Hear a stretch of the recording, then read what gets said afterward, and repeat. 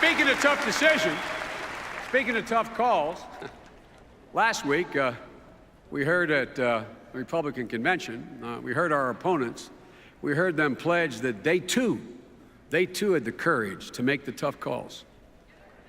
That's what they said. But folks, in case you didn't notice, I say to my fellow Americans, in case you didn't notice, they didn't have the courage to tell you what calls they'd make. They never mentioned any of that.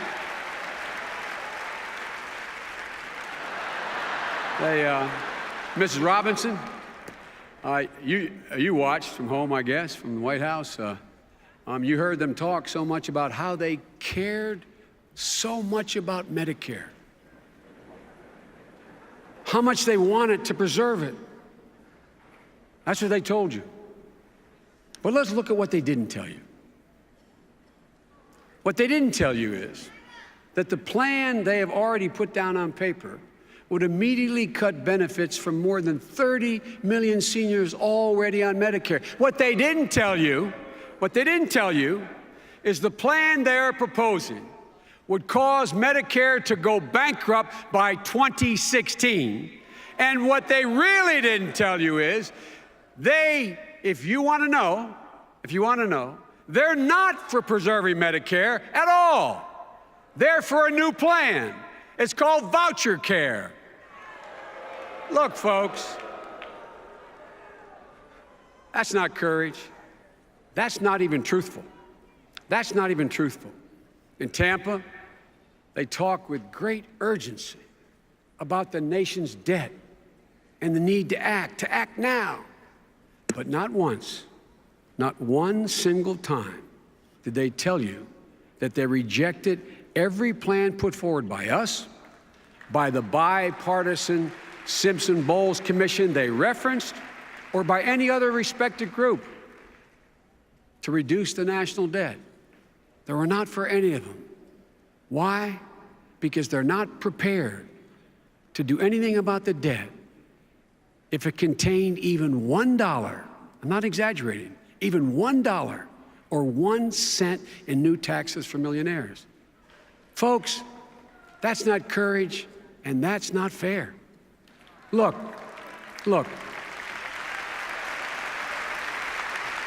In a sense, this can be reduced to a single notion. The two men seeking to lead this country over the next 4 years, as I said at the outset, have fundamentally different visions and completely different value set. Governor Romney believes in this global economy, it doesn't matter much where American companies invest and put their money or where they create jobs. As a matter of fact, in his budget proposal, in his tax proposal, he calls for a new tax.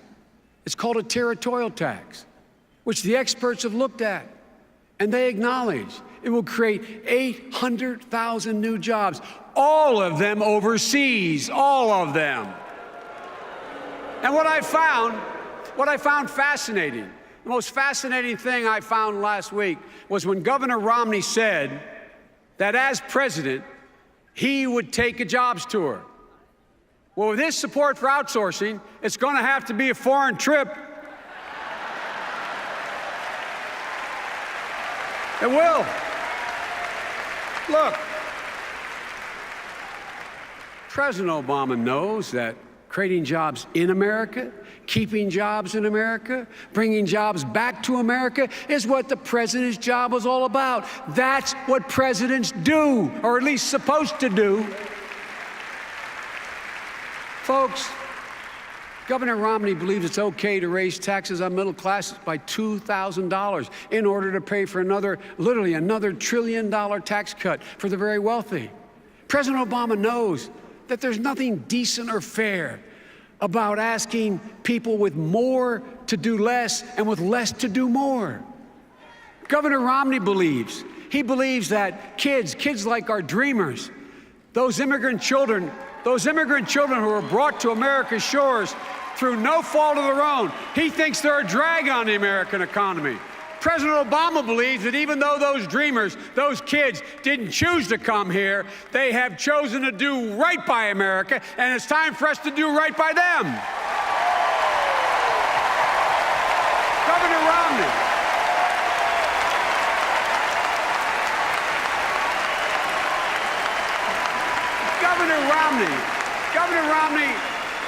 Governor Romney looks at the notion of equal pay in terms of a company's bottom line.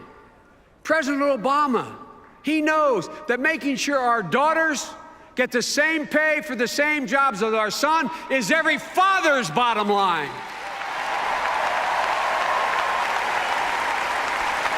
Look,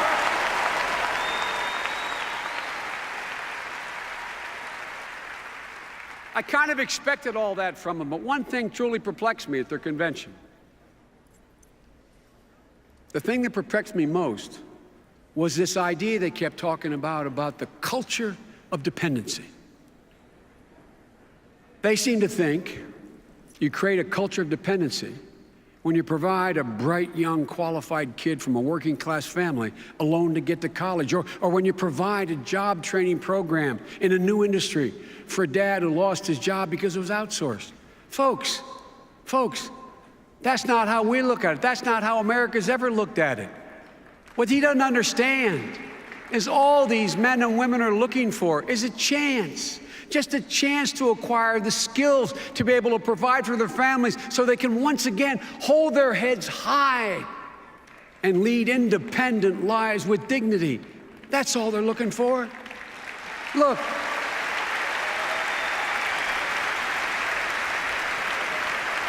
And it literally amazes me they don't understand that. You know, I told you at the outset, the choice is stark.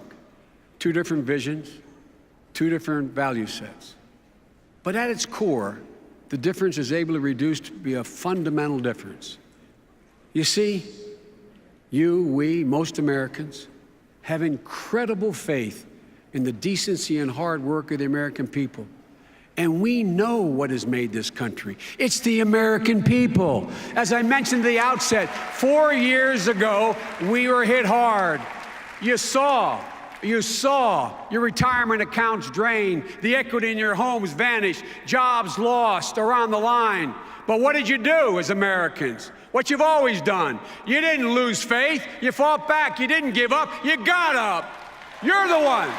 The American people, you're the ones. You're the reason why we are still better positioned than any country in the world to lead the 21st century. You never quit on America, and you deserve a president who will never quit on you.